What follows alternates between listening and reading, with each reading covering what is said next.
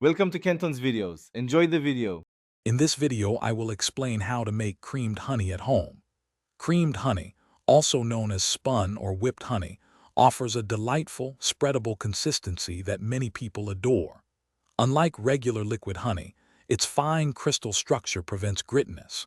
We will guide you through the simple steps to transform your raw honey into this luxurious treat, ensuring a perfect texture every time.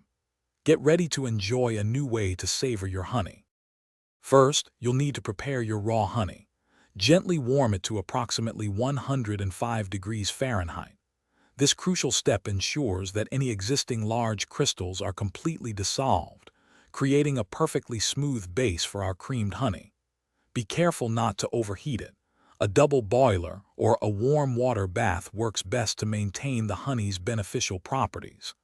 This sets the stage for a successful transformation. Now let's seed our honey. After warming, allow your honey to cool down to around 55 degrees Fahrenheit.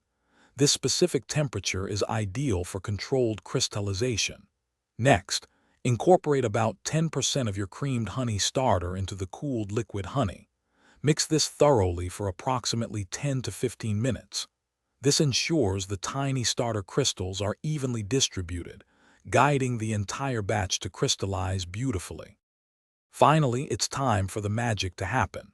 Pour your seeded honey into clean jars, then store them in a cool place, ideally around 55 degrees Fahrenheit. Over the next 1 to 2 weeks, the honey will slowly transform, developing that signature smooth, creamy texture.